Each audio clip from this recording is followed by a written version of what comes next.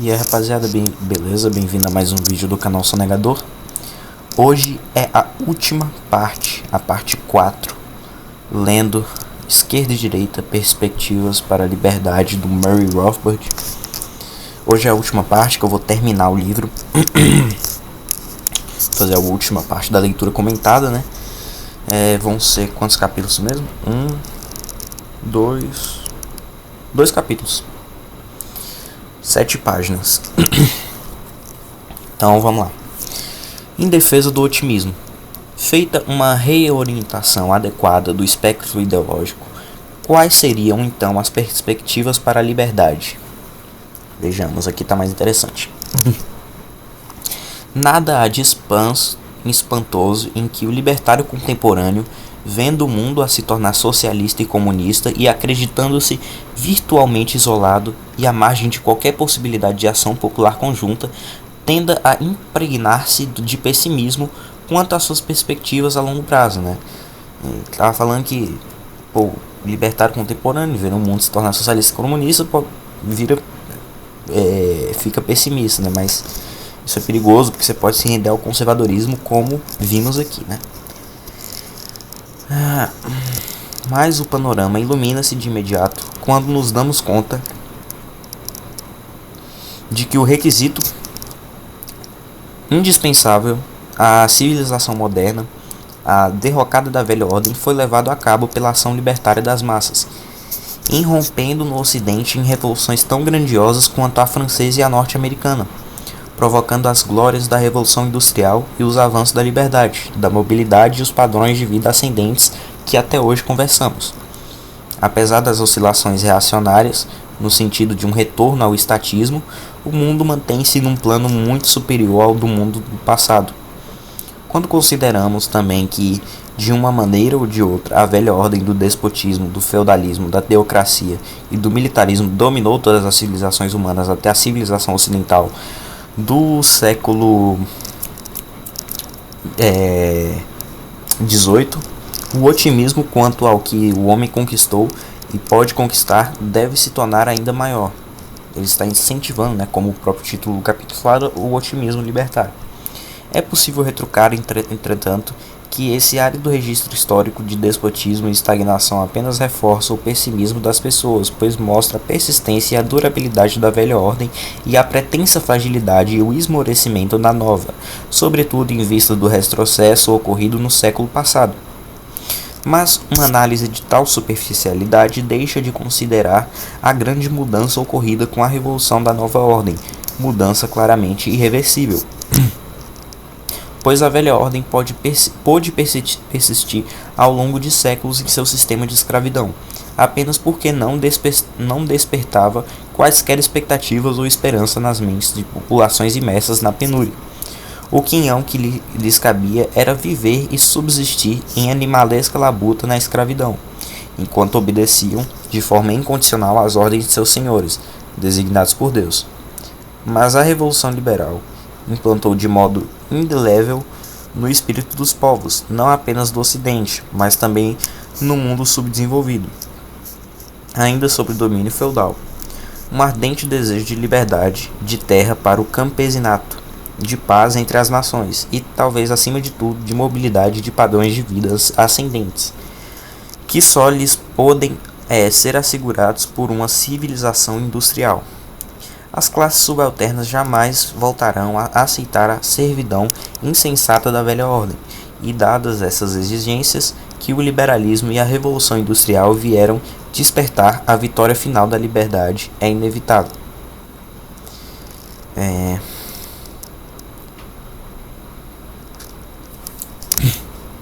Ele não só incentiva o otimismo, como fala aqui no final que a vitória final da liberdade é inevitável.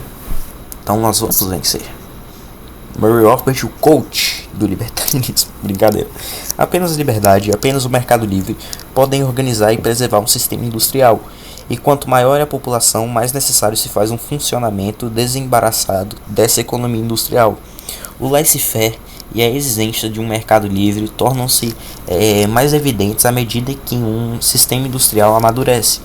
Desvios radicais provocam colapsos e crises econômicas. A crise do estatismo torna-se em especial dramática e aguda em sociedades socializadas.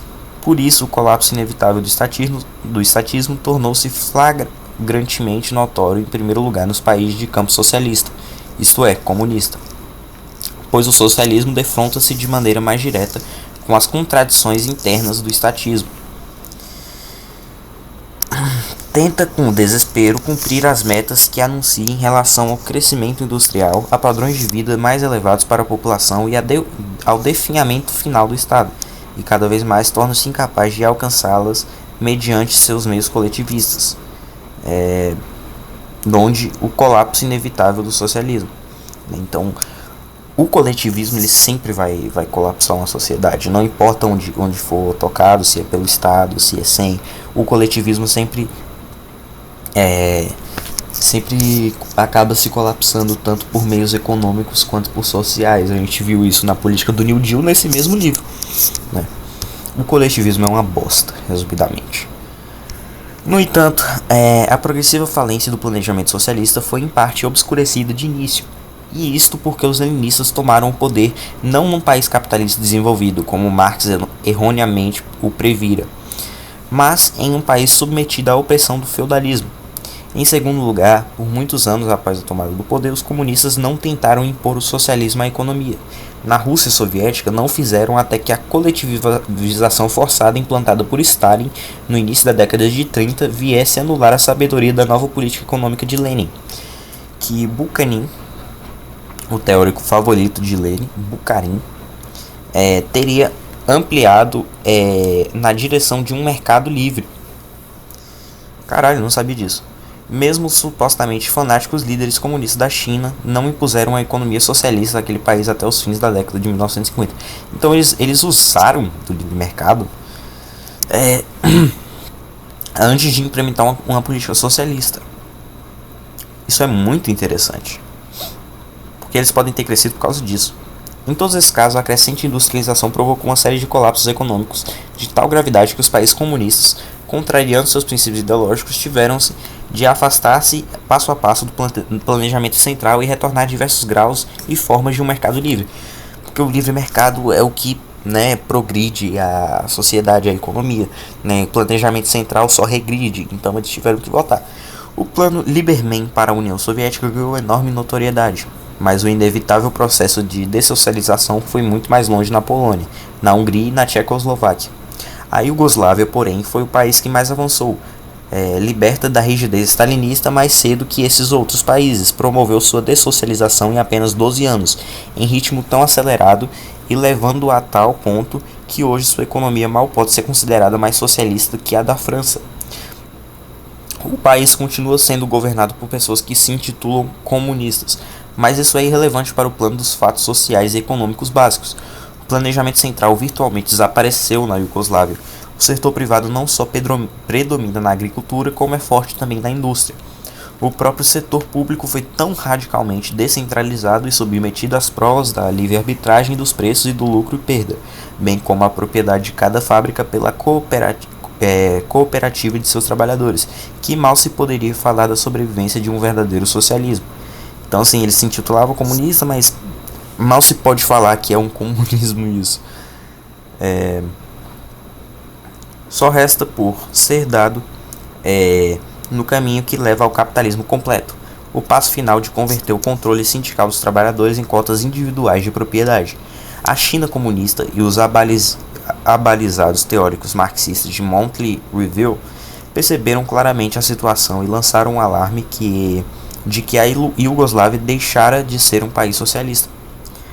Pode-se pensar que os economistas do mercado livre fossem festejar a confirmação e a crescente relevância da notável previsão feita pelo professor Ludwig von Mises meio século atrás, a de que os estados socialistas, sendo necessariamente desprovidos de um sistema de preços genuíno, isso aqui é o problema do cálculo econômico, que o Rothbard está falando, não teriam condições de calcular em termos econômicos, e em consequência seriam incapazes de planejar sua economia com qualquer grau de sucesso.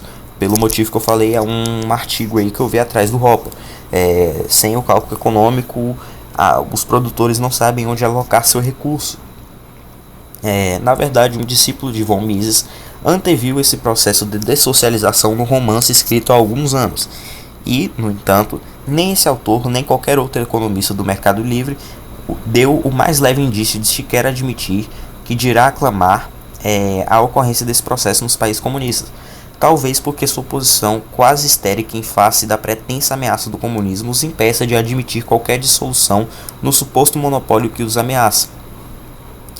Os países comunistas estão, portanto, progressiva e inexoravelmente fadados a dessocializar-se, e acabarão assim por chegar ao mercado livre. A situação dos países não desenvolvidos é também motivo de constante otimismo libertário, pois em todo o mundo os povos das nações não desenvolvidas encontraram-se empenhados em derrubar sua velha ordem feudal. Aqui ele está falando basicamente que todos os países têm tendência a chegar ao livre mercado, porque a economia socialista realmente não dá certo. Mas assim, Rothbard, eu entendo que todos os países tendem a isso, mas tem que ser acelerado, tá? Tem que ser acelerado de alguma forma. Tem que se usar todos os meios, menos meios agressivos. Tem que se usar todos os tipos de meio pacífico. E inclusive acho que o político também. Acho que também deve ser usado o meio político como forma de propaganda do libertarianismo, para acelerar, né, esse desenvolvimento do livre mercado nas pessoas. Impor essa ideia. Impor não, né? Como é que fala? Espalhar essa ideia do libertário. Mas sim, tem que haver o otimismo, pois em todo mundo os povos e nações não desenvolvidas encontraram. É verdade que os Estados Unidos fazem o que podem para sufocar processos revolucionários análogos àqueles mesmos que outrora permitiram à própria nação norte-americana e à Europa Ocidental escapar aos grilhões da velha ordem. Torna-se, no entanto, cada vez mais claro que mesmo uma esmagadora força bélica é incapaz de sufocar o desejo dos povos de forçar sua entrada no mundo moderno. Restam-nos os Estados Unidos e os países da Europa Ocidental. Aqui as razões para o otimismo são menos claras, pois o sistema quase coletivista não se mostra em crise tão severa de autocontradição como o socialismo. Contudo, também aqui a crise econômica assoma no futuro e corrói a presunção dos getores econômicos keynesianos. Inflação progressiva refletida no colapso cada vez mais grave da balança de pagamentos do outrora todo-poderoso dólar. Desemprego cíclico crescente, provocado por escalas de salário mínimo. Olha aí, ó, salário mínimo causa desemprego sim, tá? Não lembro se eu gravei vídeo sobre isso, eu acho que não. Acho que eu não gravei vídeo sobre por que o salário mínimo causa desemprego. Mas basicamente, quando você bota um salário mínimo, os patrões eles não podem pagar pessoas por menos que isso, né? Então, tipo assim, pessoas menos qualificadas vão ter muito mais dificuldade de achar um emprego. Tem mendigo na rua que trabalha ali até por R$ 200 por mês, tá ligado? Mas o Estado não deixa. Então ele vai continuar desempregado. Então sim, o salário mínimo desincentiva o empresário a contratar um empregado.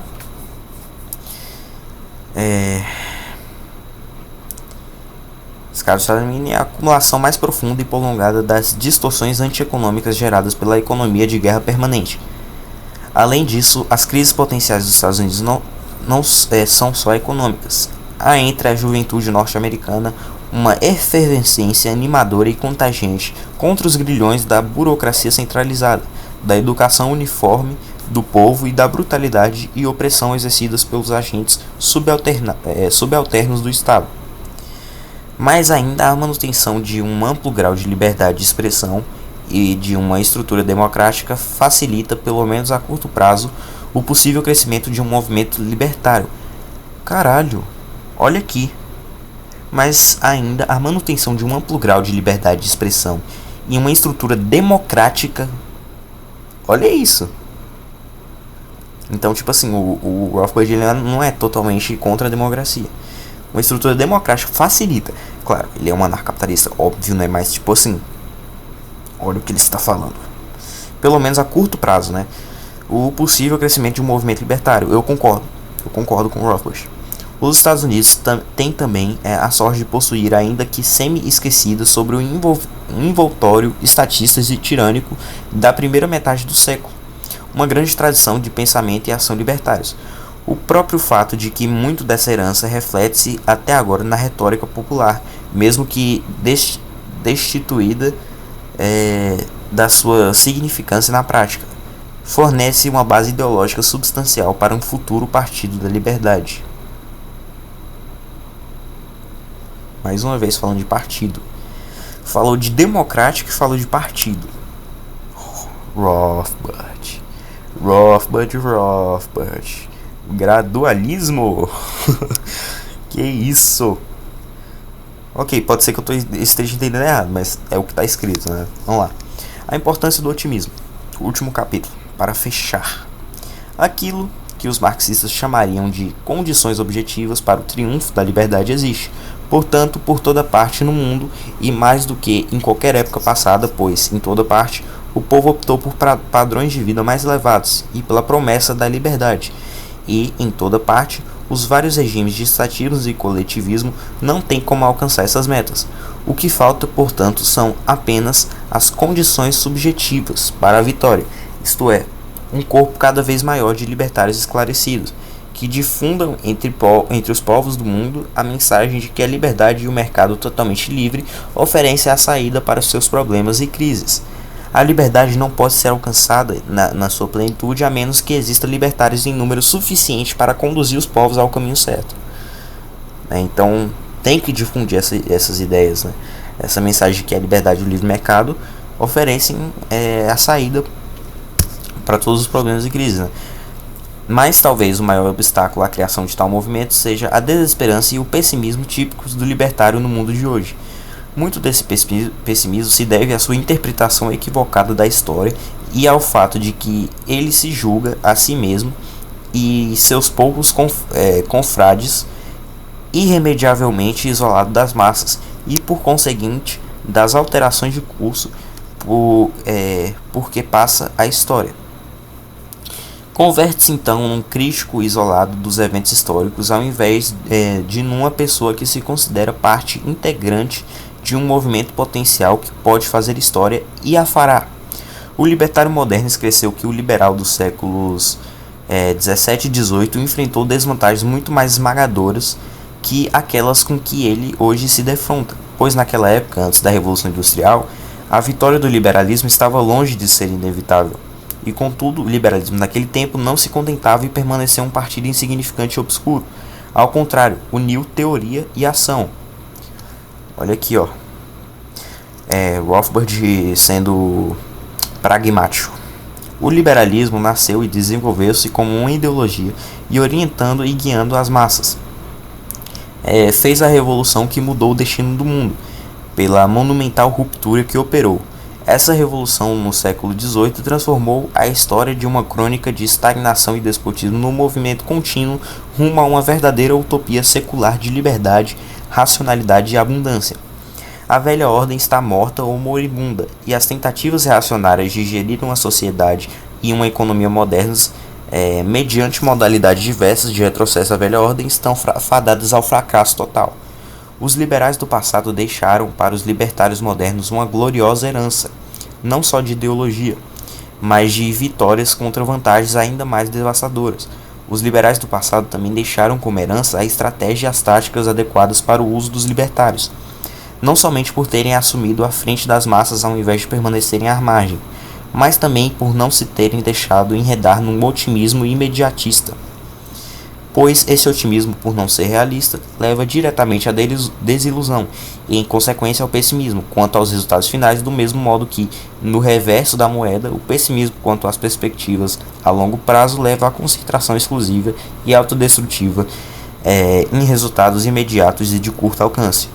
O otimismo a curto prazo deriva, em primeiro lugar, de uma concepção ingênua e simplista de estratégia, a de que a liberdade só triunfará pela formação de maior número de intelectuais, que por sua vez formarão modeladores de opinião, os quais se encarregarão de convencer as massas, após o que o Estado, de alguma maneira, levantará acampamento e se retirará em silêncio e às escondidas. as coisas não são tão fáceis assim. Os libertários enfrentam não só um problema de formação, mas também um problema de poder. E é uma lei da história o fato de que jamais uma classe dominante abriu mão voluntariamente do seu poder. Né, o Rothbard, ele primeiro fala da herança que os liberais deixaram, né, é uma herança gloriosa que ele fala, né, para os libertários, tanto sua ideologia, não só de sua ideologia, mas também uma herança histórica, digamos assim, e fala que, tipo, as coisas não são tão fáceis, não tem que ser um otimismo imediatista, né, de você colocar mais intelectuais, que os intelectuais vão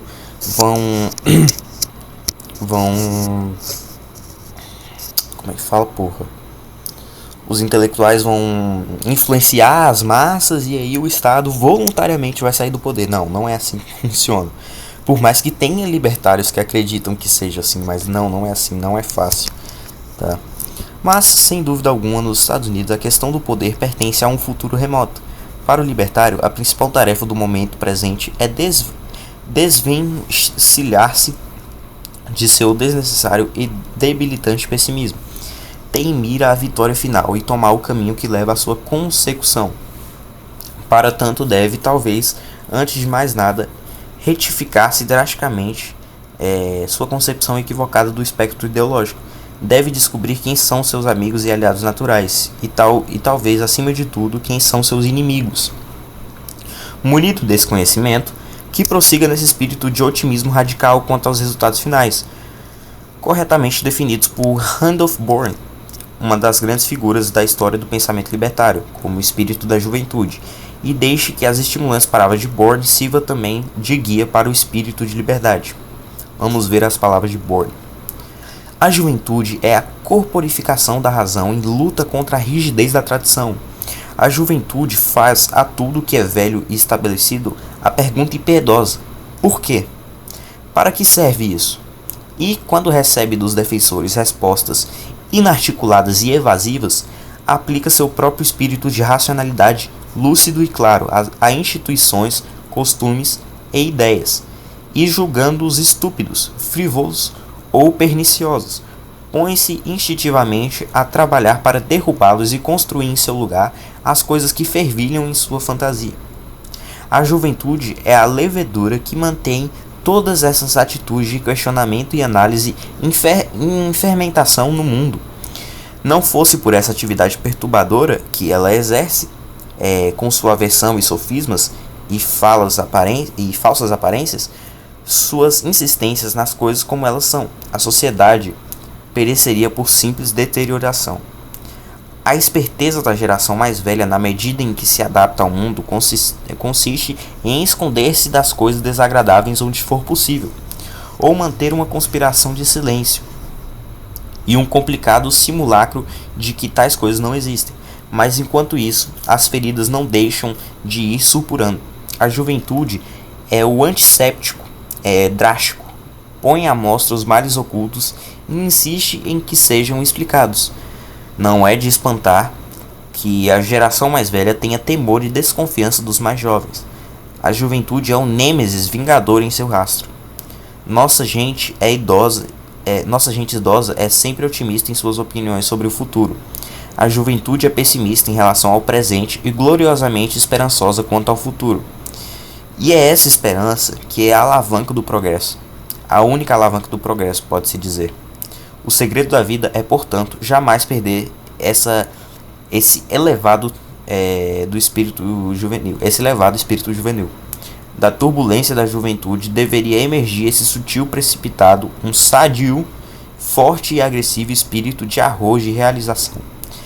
Deve ser um espírito flexível, em crescimento com receptividade para novas ideias e aguçado discernimento na experiência.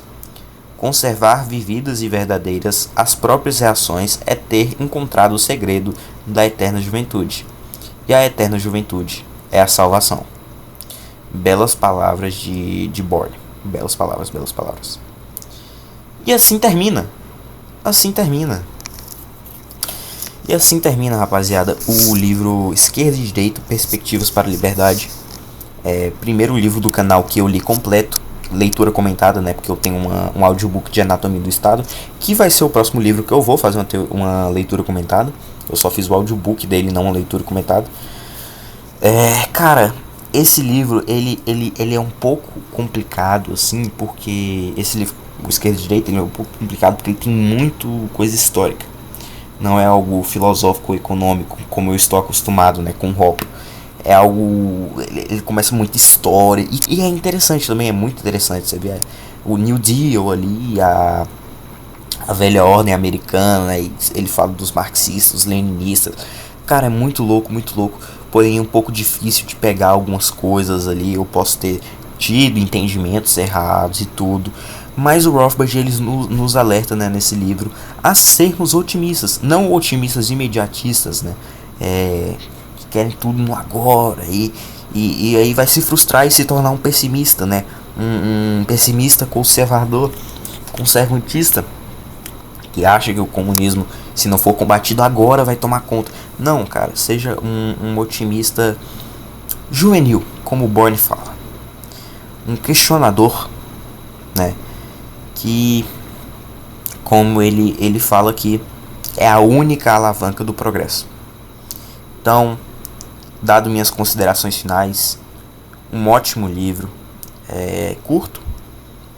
E é isso, rapaziada. Obrigado por terem assistido. Se você acompanhou até aqui, né?